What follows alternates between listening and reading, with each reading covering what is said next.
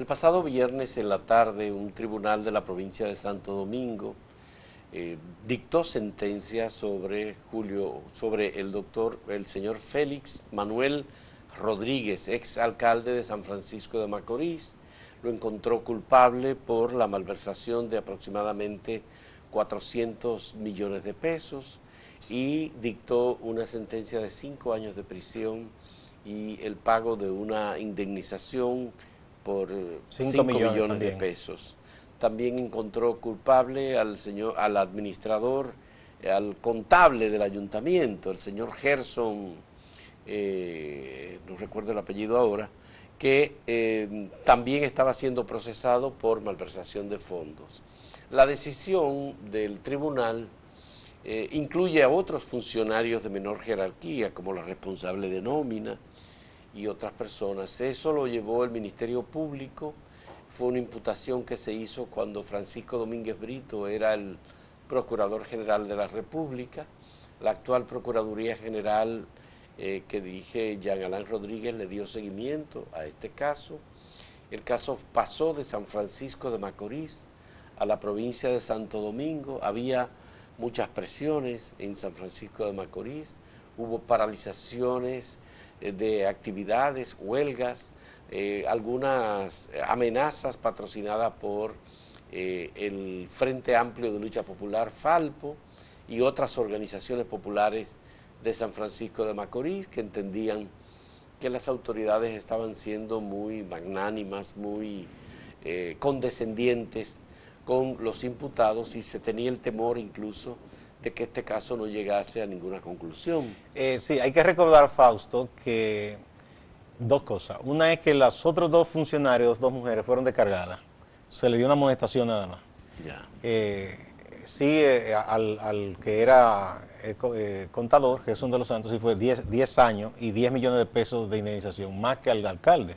Yeah. Es una cosa, ¿verdad? Siendo el alcalde el principal incumbente, pero bueno, ya tendrán sus razones los jueces por qué decidieron así. El caso se trasladó a Santo Domingo, fue por un recurso que interpuso el propio alcalde con sus abogados, porque decía que había una presión popular muy grande y que no había como objetividad en que él se le juzgara en San Francisco. Entonces el caso vino para acá. Recuerda que en una primera sentencia se le dio un lugar que lo favoreció. Fue el mismo día en que se dio un lugar a favor del senador Félix Bautista. Por eso ese día se llamó el Día de los Félix. Sí. El feliz Día de los Félix, decían algunos. Entonces fue apelado en este caso y se continuó la apelación, contrario a lo que ocurrió con el caso de Félix Bautista, que el Ministerio Público desistió.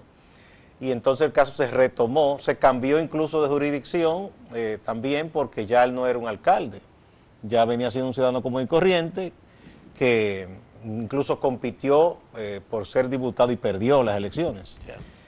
Y fue condenado. La amenaza contra él, o la supuesta amenaza, no la hizo el Falpo, sino un grupo que se denominó como Comando Popular Anónimo, y que supuestamente disparó contra la alcaldía y lanzó como un panfleto y que lo declaró objetivo militar. Mucha gente entendió que esto no fue más que un teatro creado por el mismo alcalde para decir que lo querían matar y todas esas cosas. El Falpo sí, con muchas organizaciones, incluyendo un comité de ciudadanos que se formó exigiendo transparencia y castigo a la corrupción, insistió siempre en que el caso no lo dejaran caer. Hicieron un campamento donde dormían frente al ayuntamiento y todo. Pero de inmediato el Falpo salió a saludar la decisión. Claro, porque ellos han mantenido la lucha constantemente, ellos y muchos más. Sí.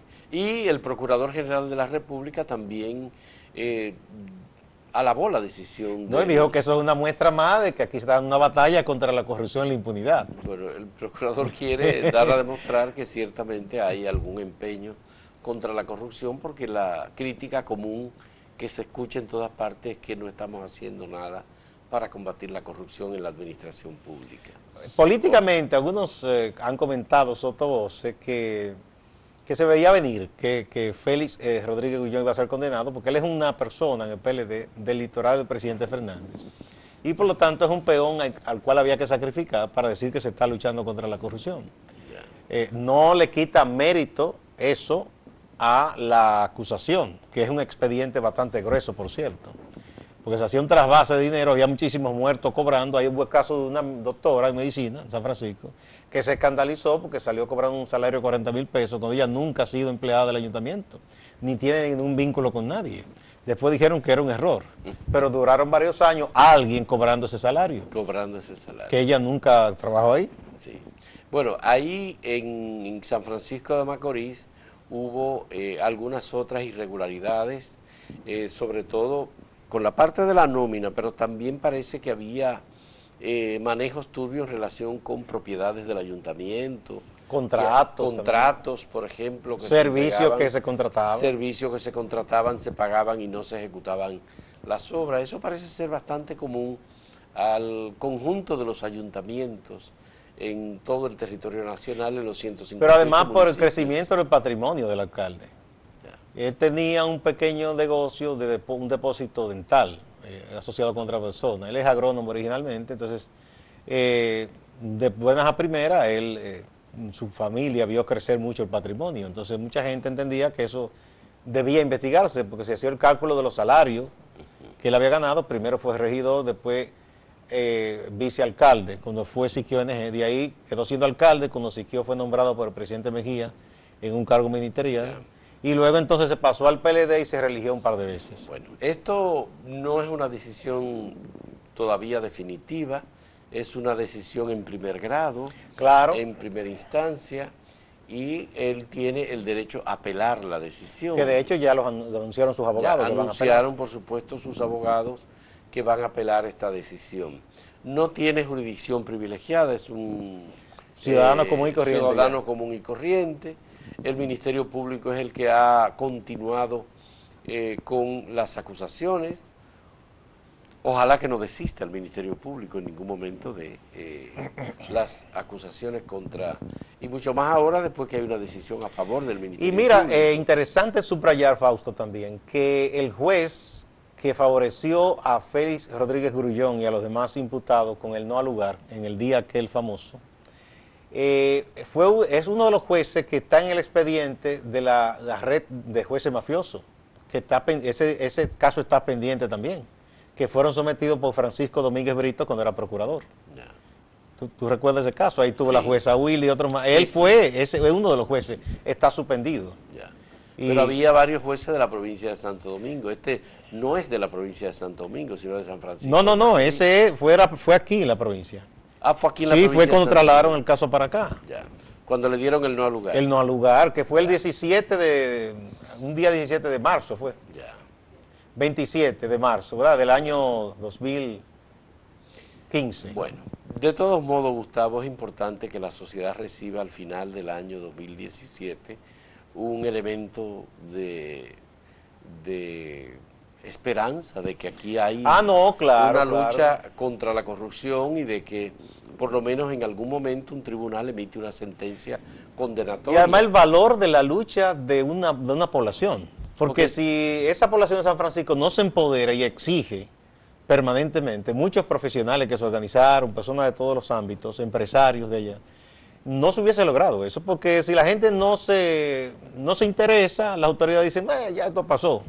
Pero no, la gente se mantuvo el interés todo el tiempo. Qué bueno. Aparte de que inicialmente las acusaciones que se hicieron hablaban de 156 millones de pesos, pero posteriormente, luego de que la Cámara de Cuentas hizo una auditoría y el Ministerio Público, el Departamento de Persecución de la Corrupción, determinó que era mucho mayor el monto. Más de 400 millones. Eran más de 400 el propio alcalde, que él decía que había sido un problema como electrónico en la nómina, admitía que había problemas de 56 millones de pesos. Él no admitía que lo había tomado, sino que hubo un problema con un trasvase irregular de dinero de 56 millones. Luego se habló de 150 y pico y finalmente el cálculo total llegó a más de 400. Sí. Pero esas irregularidades y esas dificultades, obviamente eso no significa que él se haya embolsillado los 400 todo el dinero, millones de pesos. No. De ninguna manera, porque claro, si a ti te condenan y te hacen pagar una indemnización de 5 millones de pesos por haberte robado 400 millones, tal vez es un negocio excelente. ¿Verdad? Si fuera sería así. Correcto. No, y además pagar los 5 años. Hay que entender que en los casos de corrupción no actúa una sola persona, y ni hay un solo beneficiario, aunque siempre hay un beneficiario mayor, pero hay unos repartos para la complicidad y entonces eso hace que no sea esa totalidad de la suma que haya sido sustraída, No. sino que una gran parte y la otra se derivó por ahí. Bueno, muchas gracias. Vamos a hacer una pausa.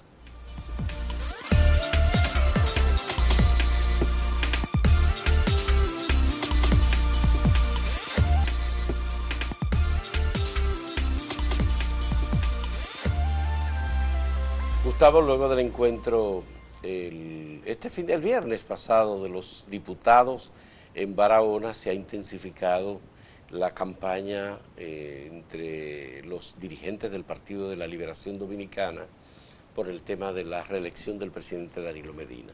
Ya no se está hablando directamente, se habla, pero no tanto de la ley de partidos políticos y de las primarias abiertas, simultáneas o cerradas, sino se está hablando de si el presidente Danilo Medina tiene derecho a una nueva reelección presidencial, luego de que en el año 2015 se aprobara una constitución que establece, tanto en el artículo 124 como en uno de los artículos finales de los transitorios, que el presidente de la República, en caso de ganar las elecciones entre el 2016 y el 2020, no podría jamás volver a ser candidato ni a la presidencia ni a la vicepresidencia de la República. Como todo se cambia y existe la costumbre de que la Constitución es posible modificarla, hay quienes dicen que, por supuesto, el presidente tiene derecho a volver a presentarse en una aspiración a la reelección. Es como cuando Leonel Fernández en el año 2012, luego de haber aprovechado la reforma constitucional del 2002 y ganar las elecciones en el 2004, se presentó en el 2008, legalmente como lo hizo. Danilo intentó postular, no pudo, ahí fue que él dijo, me venció el Estado, pero eso estaba hasta el gobierno terminaba en el año 2012. Hubo gente que pensó que Leonel Fernández sí podría presentarse en el año 2012. Y Leonel le ofreció un discurso diciendo que él tenía derecho a presentarse como candidato a la presidencia de la República. ¿Recibió las cajas de firma aquellas? No, pero también él dijo, no me voy a presentar por razones de que él entendía que tenía su derecho, pero atendiendo a muchas de las voces que estaban, el sector empresarial, la iglesia, todo el mundo estaba diciendo que no era posible. Eso vino a propósito, recuerda Fausto, porque en la Constitución del 10, que fue el pacto aquel de las cobatas azules, lo que se hizo fue de nuevo prohibirse la reelección consecutiva. Entonces habría que durar un periodo fuera para volver después. ¿Qué pasa? Que un grupo de ingenieros constitucionalistas, porque no eran abogados, entre ellos Freddy Pérez, Díaz Rúa y Félix Bautista, interpretaban diciendo que no, que él sí podía, porque no se le podía aplicar de manera retroactiva para perjudicar al presidente, que si no era a partir de que era agotar otro periodo. A partir del 2010 era que él podía. Sí, en el 12 que él podría, que en el 16 y en cada caso que se presentara en el 12, entonces sí ya no iba a poder reelegirse. Entonces ahora están haciendo lo mismo, un grupo de diputados, ahí está el profesor Radamés Camacho, la diputada Miriam Cabral, que ninguno de los dos es abogado. Sí, pero Radamés Camacho está diciendo algo que todavía no tiene sentido hasta ahora. No es lo mismo que dijeron cuando Leonel. Lean la Constitución de la República, la Constitución no le prohíbe. Porque está interpretando lo mismo que decían aquellos con Leonel, que no se le puede aplicar de manera retroactiva, sino que después que él agote otro periodo, entonces sí se pone en vigencia eso de que no puede volver. Es lo mismo, el mismo argumento. Es increíble, solo hay que cambiar los nombres, pero es el mismo argumento. Que sí, que él puede, que no hay problema. Que el presidente de la República tiene derecho, que no se le prohíbe a él la reelección presidencial, sino que... Sino solo a partir de 2020. Que hay un problema de lectura de la Constitución. De interpretación. Exacto, el profesor Camacho y la diputada Miriam Cabral. ¿Qué ocurre?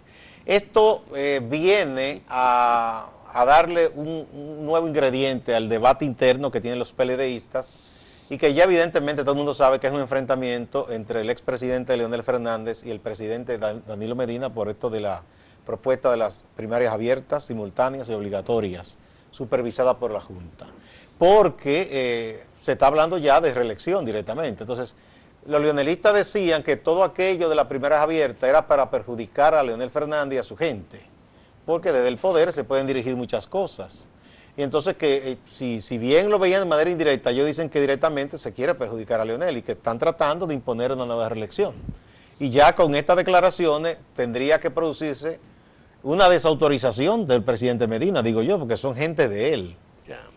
Siempre fueron danilistas. Que él los desautorice y diga, no, no, yo no estoy de acuerdo con eso. Bueno, pero es que él no ha querido hablar directamente sobre ese tema hasta este momento. Él ha mandado a decir con alguna gente... Ya el presidente Fernández sí habló directamente. Ya Leonel habló directamente. En un artículo. Pero cuando uno habla incluso con alguna gente muy cercana al presidente, una de las cosas que ellos dicen, yo por ejemplo hablé en estos días con un ministro que me decía, no, el presidente no se va a presentar. El presidente está muy claro que un tercer periodo sería negativo. Traumático. Que no hay experiencia de terceros periodos que sean positivas. Esa es la misma concepción del presidente Fernández, esa que dice que un tercer periodo consecutivo no es buena. Ya. Bueno, pues parece ser que en sus círculos políticos cercanos, Danilo Medina da la misma explicación, que un tercer periodo que él no se va a presentar. Pero él no se pronuncia públicamente sobre eso. Hasta ahora él no lo ha dicho. Bueno, será por aquello que dicen de la soledad del poder, que cuando un presidente ya dice que no va, que mucha gente se le aparta, que entonces, que ya no es lo mismo, que entonces el gobierno pierde su dinámica. Pero fíjate que Danilo Medina ha seguido la misma dinámica del 2012, que inició en el 2012. Por ejemplo, las visitas sorpresas son un programa de contacto político de Danilo Medina con diferentes sectores en todo el territorio Sobre nacional. todo con sectores de las zonas rurales. Zonas rurales.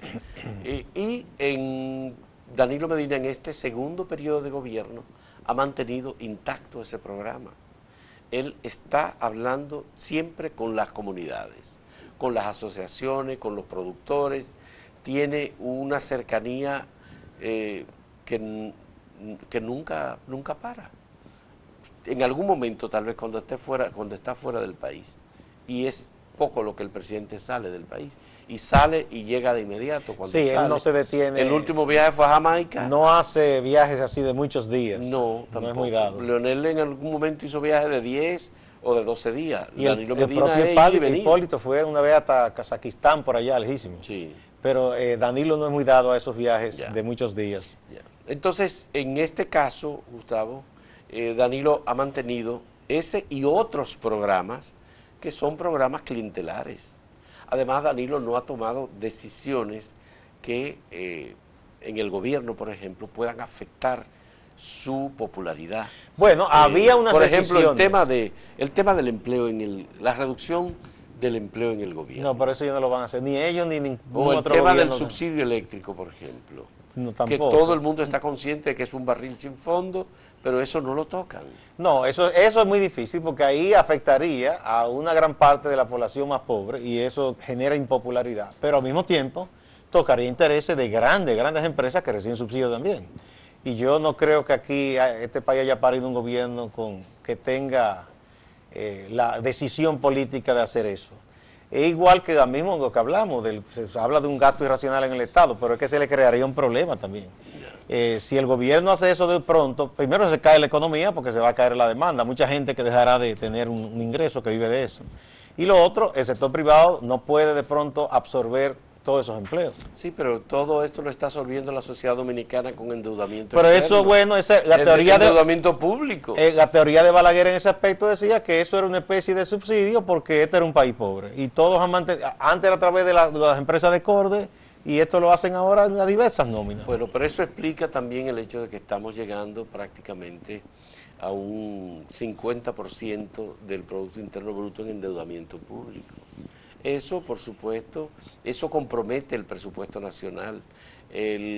Una gran parte del presupuesto, de los ingresos que recibe del Estado. Para el pago de intereses. Para el pago de intereses. Y amortizar un poco el capital. Pero la gran pregunta, y a propósito de eso hablamos en el programa a partir de ahora de hoy con el ingeniero Guillermo Carán, dice que parece que en el Estado no se han dado cuenta, en el gobierno, que eso tiene que tener un tope, un límite, un día, que no es posible. Por eso, entonces, si el presidente no se va a reelegir o no va a intentar modificar la Constitución, debe tomar ese tipo de medidas para la salud. Es que el político piensa siempre en política y él no quiere salir con impopularidad de ninguna manera. No. Porque quiere volver. Yo no sé si quiere volver, pero no quiere que lo recuerden como un hombre que lanzó personas. Pero todo lo que Danilo dijo en su campaña electoral era que él iba a tomar las medidas. Eso lo dicen todos. Y después que el país necesitaba para los políticos son resolver el problema educativo, el problema eléctrico, el problema de la pobreza, el problema de la educación. Sí, todo. Es una desiderata que dicen todos los políticos, una lista de deseos. O como ese, como el joven enamorado primerizo, ¿verdad? Que le promete villas y castillos a la muchacha y luego se olvida eso. Vamos a una pausa.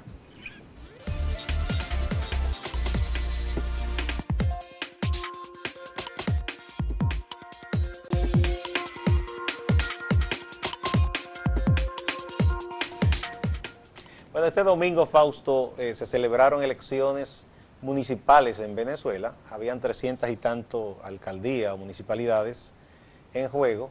Y como ya se ha informado, el oficialismo prácticamente arrasó.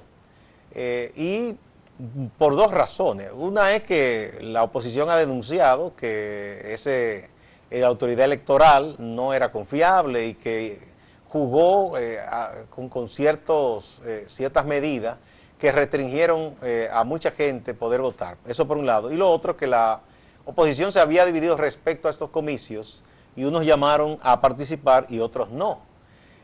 Lo que ellos denuncian como más irregular es que se quería obligar a la gente a votar con el llamado carnet de la patria, además del documento electoral en sí, la cédula de identidad. Entonces, como muchos se han opuesto a sacar ese carnet porque entienden que es una forma de control del gobierno, entonces los más opuestos no pudieron votar, ¿verdad?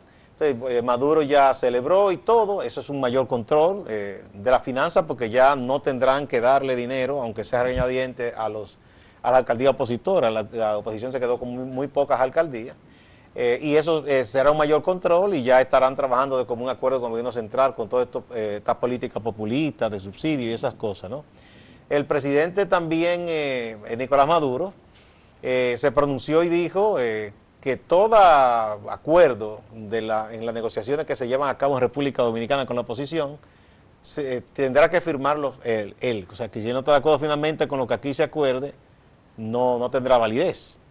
Y al mismo tiempo también dijo otra cosa, que las alcaldías que estén como rebeldes, que no serán favorecidas por el gobierno central. Bueno, pero eso está muy claro desde el principio. El gobierno central no ha estado dispuesto o ha puesto muchos obstáculos para que las alcaldías gobernadas por opositores no reciban los fondos del presupuesto. Aparte de que algunas alcaldías en definitiva pasaron mucho trabajo por estar en manos de la oposición y eso lo hacía deliberadamente el gobierno para poner a los opositores alcaldes. De hecho, varios alcaldes fueron perseguidos. Y luego otros fueron perseguidos políticamente, judicialmente, algunos lo metieron en prisión, y otros tuvieron que escapar. Incluyendo el alcalde de Caracas, el señor Ledesma, y han tenido que irse del país. De manera que o estaban en prisión o le dieron el derecho a prisión domiciliaria, y es una situación muy precaria. Pero yo pienso que eso es un nuevo error político de ese grupo que gobierna Venezuela, porque cuando usted concentra tantos poderes, ya se le van eliminando las excusas. Ya no habrá excusa, o sea, ¿cuál es la excusa ya para muchas cosas? Y bueno, que antes que me boicoteaban las alcaldías, mi política, ya no habrá esa excusa. Entonces, ¿qué se piensa hacer? Por otro lado, hubo otra noticia que ya fue al final de la semana también muy negativa para el gobierno de Nicolás Maduro. China ya le cerró la llave y está exigiendo que paguen compromiso tanto en especies y petróleo que no le han cumplido, como pago de dinero por préstamo. Rusia le ha dicho que sí, que mantiene la ayuda, pero los rusos tampoco regalan lo que ellos tienen, lo que es lo más inteligente. Un país no puede regalar sus riquezas, eso fue un error de Venezuela. Regalar sus riquezas. Los pueblos tienen sus riquezas para hacer comercio en beneficio de su propio pueblo. Pueden ser solidarios con un país hermano, dándole ciertas facilidades, o si hay una tragedia, colaborando, pero no pueden regalar así porque sí sus riquezas. Y entonces, debido a ese despilfarro que hubo con el petróleo en tiempos de bonanza, esa situación de Venezuela hoy está muy crítica. Entonces ya China dijo que ya no va a seguir porque entiende que no hay capacidad de pago. Y las perspectivas de Venezuela en términos económicos son muy difíciles. Venezuela en la práctica está en un default con sus acreedores, en el caso de China, que es el principal, y los otros. Y luego también tiene la situación Venezuela de falta de credibilidad ante la comunidad internacional para recibir préstamos. No puede recibir préstamos de organismos internacionales ni de prestamistas que andan con dinero en la mano buscando. Pero además que ya ese pueblo tampoco puede seguir endeudándose tampoco. ¿No? Entonces, obviamente la situación de Venezuela sigue siendo muy precaria. Por otro lado, Gustavo, está el tema de la Asamblea Constituyente versus la Asamblea Legislativa. Lo que está en realidad legitimando todo en Venezuela es la Asamblea Constituyente. La Asamblea Legislativa fue aplastada, no existe en la práctica. Ellos dicen que sí, que eso está ahí, pero que mientras sesione la Asamblea Constituyente, que todavía está sesionando... ellos no la han eliminado y no le conviene eliminarla porque ellos están colocando bonos soberanos. Y el poder de contrapeso legislativo que reconoce otros estados y los organismos internacionales es la Asamblea Legislativa. Entonces por eso no pueden eliminarla. Entonces la Constituyente es el instrumento político que tiene Nicolás Maduro para hacer este tipo de cosas. Elecciones municipales para aplastar a los dirigentes de la oposición. Bueno, ahora veremos cuáles serán las excusas para no gobernar con eficiencia a ese pobre pueblo que está pasando mucho trabajo. Porque ya no pueden decir que no tienen las alcaldías, ya la tienen. Eficiencia en Venezuela es una palabra proscrita, definitivamente. Bueno, será hasta mañana. Bien.